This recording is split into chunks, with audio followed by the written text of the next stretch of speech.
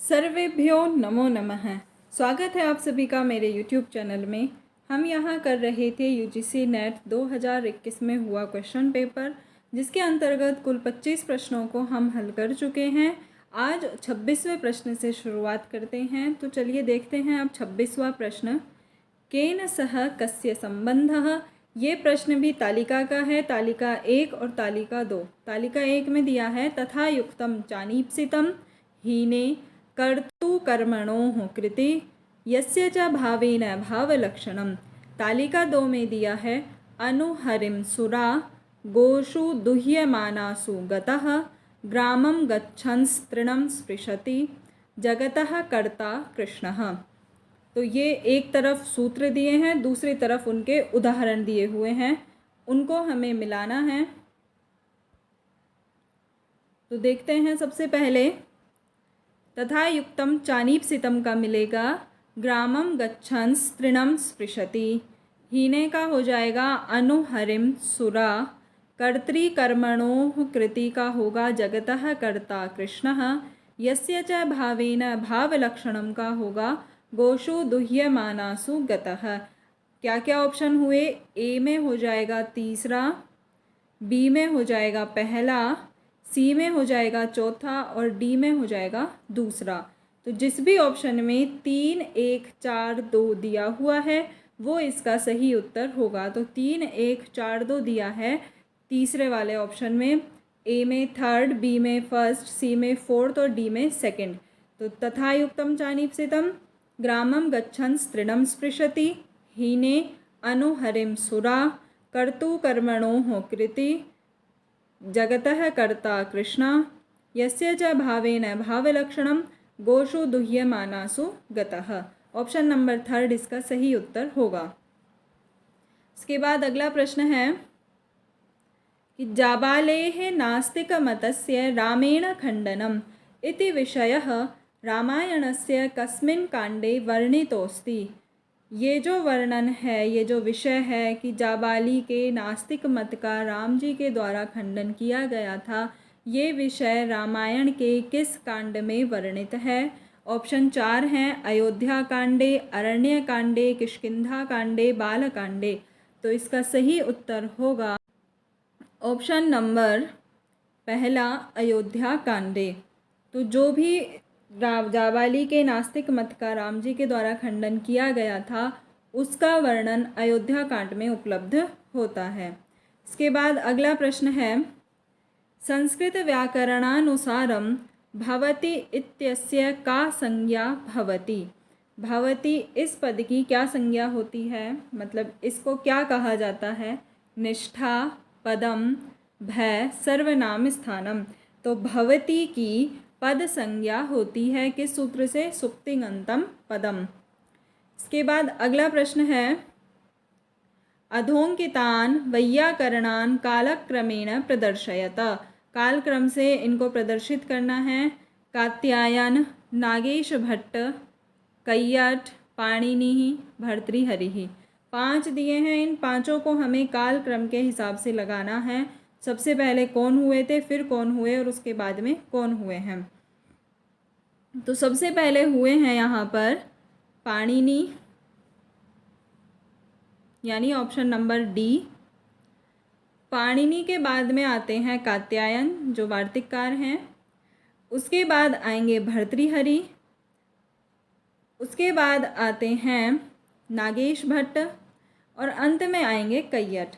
तो जिस ऑप्शन में डी, ए, ई, बी, सी दिया हुआ है वो इसका सही उत्तर होगा। अब हम देखते हैं कि डी, ए, ई, बी, सी किस ऑप्शन में दिया हुआ है।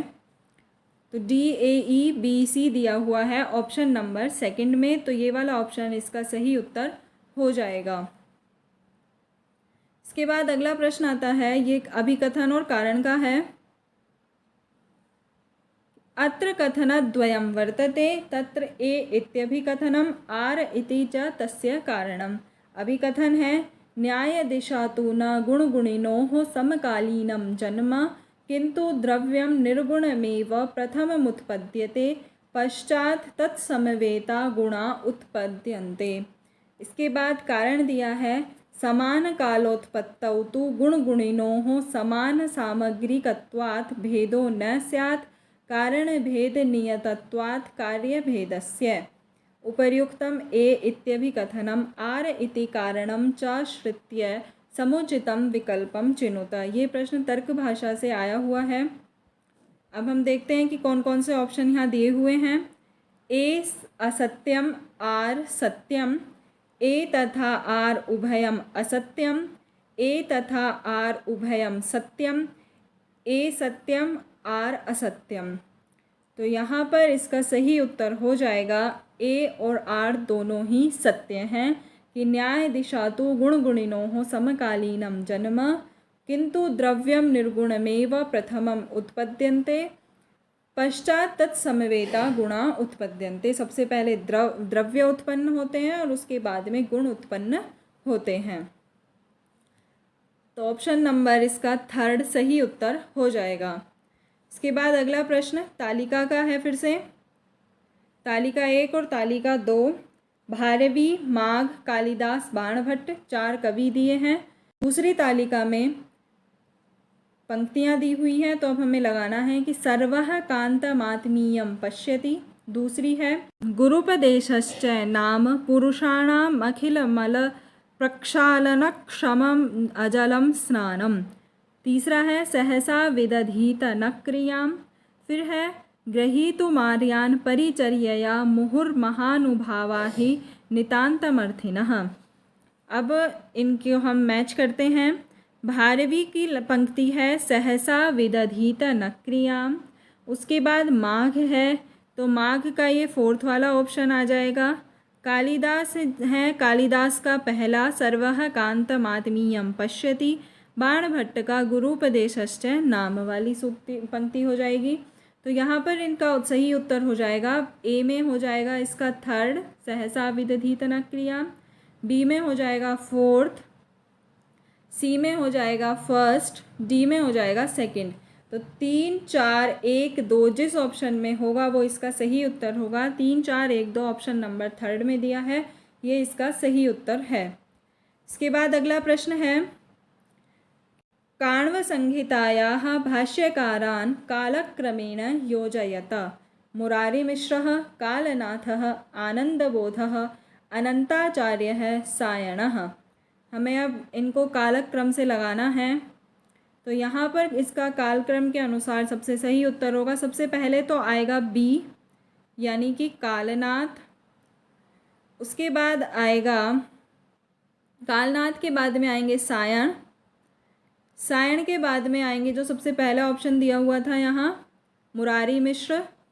तो हमने क्या लगाया था अभी बी ई, फिर ए मुरारी मिश्र, उसके बाद में आएगा सी आनंद बोध और अंत में आएंगे अनंताचार्य यानी डी। तो बी ई ए सी डी जिस ऑप्शन में है वो इसका सही उत्तर होगा। तो बी ई ए सी डी दिया हुआ है ऑप्शन नंबर सेकंड में, तो ये इसका सही उत्तर हो जाएगा। अगले प्रश्न की तरफ चलते हैं। अगला प्रश्न है याज्ञवल्क्य स्मृतेः व्यवहाराध्यायस्य प्रकरणे स्तः। याज्ञवल्क्य स्मृति के व्यवहाराध्याय के प्रकरण हैं, कौन कौन से प्रकरण हैं? उपनिधि प्रकरणम, उपोद्घात प्रकरणम, साहस प्रकरणम, स्नातक धर्म प्रकरणम। तो याज्ञवल्क्य स्मृति में व्यवहाराध्याय में कौन से 2 प्रकरण हैं? तो एक तो है उपनिधि प्रकरण और है साहस प्रकरण। तो ए और सी जिस ऑप्शन में दिया है वो इसका सही उत्तर होगा। ए और सी ऑप्शन नंबर 2 में दिया है, तो ये इसका सही उत्तर होगा। व्यवहाराध्याय में उपनिधि प्रकरण और साहस प्रकरण आए हैं, उपोद्घात और स्नातक धर्म प्रकरण व्यवहाराध्याय के नहीं हैं। इसके बाद अगला प्रश्न तालिका केन सह कस्य संबंधः। तालिका 1 में ऋग्वेदः, यजुर्वेदः, सामवेदः, अथर्ववेदः। तालिका 2 में आदित्य है, अंगिराः, अग्नि, वायु दिया हुआ है। तो अब हमें लगाना है कि ऋग्वेद का संबंध है अग्नि के साथ, यजुर्वेद का संबंध है वायु के साथ, सामवेद का संबंध है आदित्य के साथ और अथर्ववेद का संबंध है अंगिरा के साथ।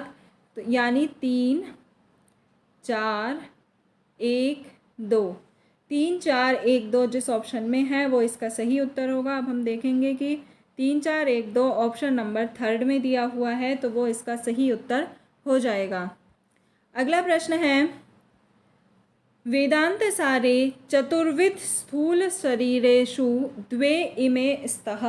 वेदांत सार में जो 4 प्रकार के स्थूल शरीर बताए हैं उनमें से जो नीचे ऑप्शन दिए हैं उनमें से कौन से 2 हैं?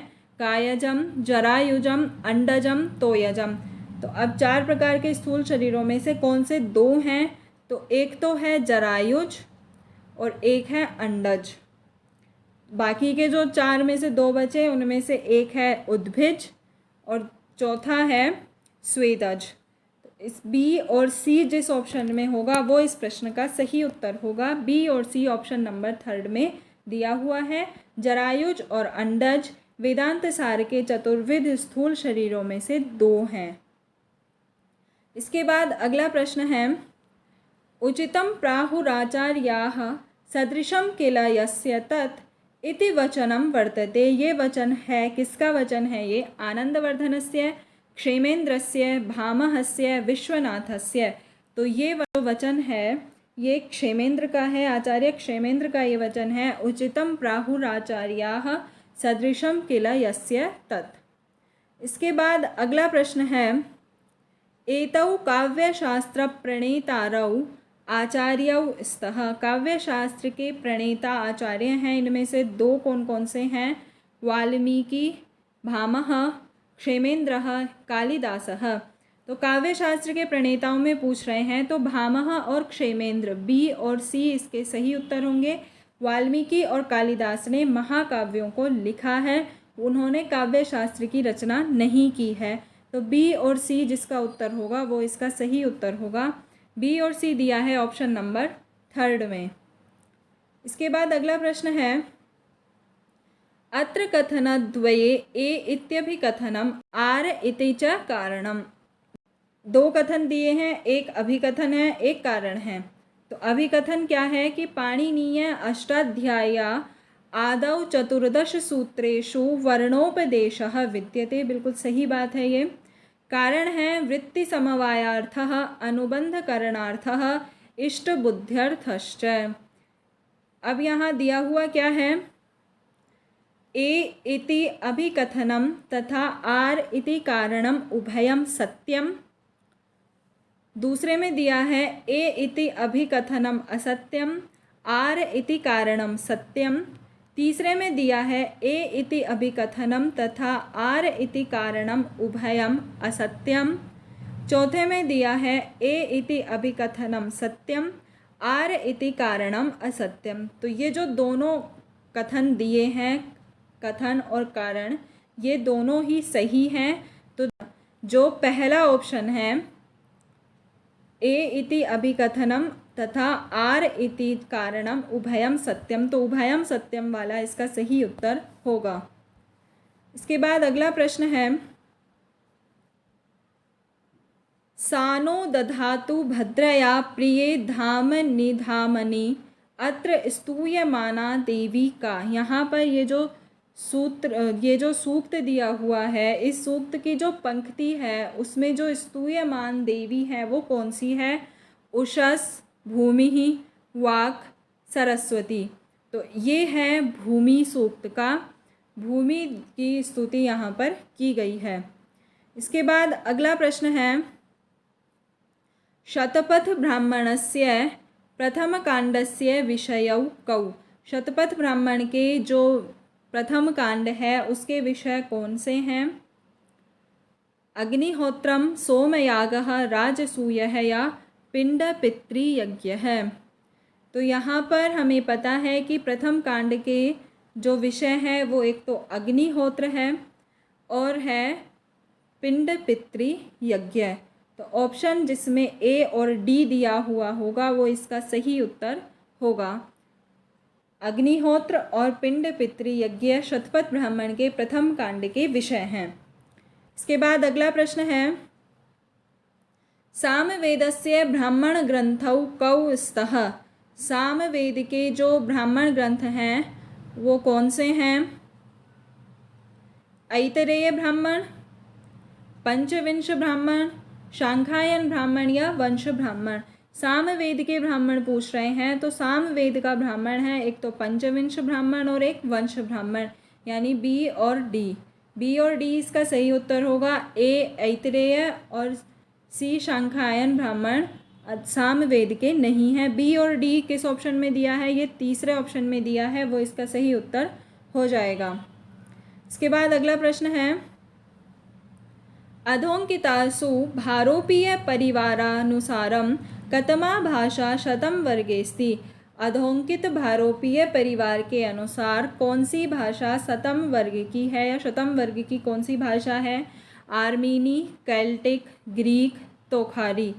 तो ये है शतम वर्ग की भाषा आर्मीनी। तो आर्मीनी इसका सही उत्तर हो जाएगा। इसके बाद अगला प्रश्न आता है, यथा हिरण्यम शुचिधातु मध्ये मेरुर्गिरीणां सरसां समुद्रः इदं वचनं कस्मिन् काव्ये विलसति? अब ये फिर से पंक्ति आई है, ये पंक्ति किस काव्य की है वो हमें बतानी है। उत्तर रामचरिते, किरातार्जुनीय, बुद्ध चरिते या मुद्रा राक्षसे? तो ये जो पंक्ति है, ये वचन है, ये बुद्ध चरित में आया है। यथा हिरण्यम शुचिधातु मध्ये मेरुर्गिरीणां सरसां समुद्रः। इसके बाद अगला प्रश्न है, नियम पूर्वक विद्याध्ययने अध्यापकः किं संज्ञो भवति? अधिकरण संज्ञा, अपादान संज्ञा, करण संज्ञा या कर्म संज्ञा? तो उसकी होती है अपादान संज्ञा। अगला प्रश्न, किष्किंधा कांडे कौ विषयौ वर्णितौ स्तः? किष्किंधा कांड में कौन कौन से विषय वर्णित हैं? अशोकवनिका ध्वंसनम, सीतान्वेषणम, विभीषणेन दूतवध निषेधः, संपाति कथा। अब यहाँ हम ऑप्शन देखेंगे, कौन कौन से ऑप्शन दिए हैं इनमें से। दो का हमें बताना है कि कौन कौन से दो विषय किष्किंधा कांड में वर्णित हैं। तो वो हैं, एक सबसे पहले किष्किंधा कांड में हुआ था सीतान्वेषणम, सीता जी का अन्वेषण किया गया था। अशोकवनिका ध्वंसनम किष्किंधा कांड में नहीं हुआ है। और उसके बाद है डी संपाति कथा। बी और डी इसके सही उत्तर होंगे। बी और डी ऑप्शन नंबर 3 में दिया है, वो इसका सही उत्तर हो जाएगा। इसके बाद अगला प्रश्न, मनुमते स्वयंभूर्भगवान् व्यक्तो किमिदं व्यञ्जयन् प्रादुरासीत्? अज्ञानमिदं, जगदिदं, ज्ञानमिदं या तममिदं? तो इसका सही उत्तर हो जाएगा जगदिदं। ये मनुस्मृति का श्लोक है। मनुस्मृति का जो प्रथम अध्याय है उसी में ये श्लोक आया है। इसके बाद अगला प्रश्न है, केशव मिश्रानुसारम संयुक्त समवाय सन्निकर्षस्य उदाहरणम अस्ति? केशव मिश्र के अनुसार यानी तर्क भाषा के अनुसार संयुक्त समवाय सन्निकर्ष का उदाहरण है चक्षुः घटत्वं, चक्षुः घटम, चक्षुः घटरूपम, श्रोत्रम शब्दत्वम। तो संयुक्त समवाय सन्निकर्ष तीसरा है 6 सन्निकर्षों में, तो इसका सही उत्तर होगा चक्षुः घटरूपम। अगला प्रश्न है, अथर्ववेदस्य शाखे स्तः? अथर्ववेद की शाखा हैं हारिद्रवीय संहिता, शौनक संहिता, छागलेय संहिता या पैप्पलाद संहिता? तो अथर्ववेद की शाखा है, एक तो शौनक संहिता है और एक है पैप्पलाद संहिता। बी और डी इसका सही उत्तर होगा। अगला प्रश्न, अर्थ संग्रहे कतिधा वेद उच्यते? अर्थ संग्रह में कितने वेद कहे गए हैं? अष्टविधः, चतुर्विधः, दशविधः या पंचविधः? तो अथर्ववेद में 5 प्रकार के वेद कहे गए हैं। तो ऑप्शन नंबर 4 इसका सही उत्तर हो जाएगा। अगला प्रश्न, हर्षचरितम इत्यस्य रचनाकारः वर्तते? हर्षचरितम के रचनाकार हैं बाणभट्टः, भारविः, श्रीहर्षः, हर्षदेवः। हर्षचरितम के रचनाकार हैं बाणभट्ट। ऑप्शन नंबर 1 इसका सही उत्तर होगा। अगला प्रश्न, अधोंकितेषु भाषा विज्ञानानुसारम अर्धस्वरौ स्तः? अर्धस्वर बताने हैं अ, य, ई, व। अर्ध स्वर य व र ल होते हैं, तो बी और डी जिस ऑप्शन में है वो इसका सही उत्तर हो जाएगा। बी में य, डी में व। ए और ई तो पूर्ण स्वर हैं, तो बी और डी दिया है ऑप्शन नंबर 3 में, तो वो इसका सही उत्तर होगा। इस प्रकार आज हमारे ये 50 प्रश्न कंप्लीट हुए। 26 से 50 प्रश्नों को आज हमने हल किया है। कल हम 51 से 75 प्रश्नों को हल करेंगे।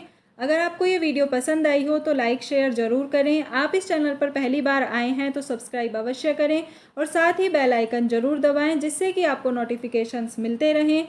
फिर मिलते हैं अगली वीडियो में, तब तक के लिए धन्यवाद। जयतु संस्कृतम, जयतु भारतम।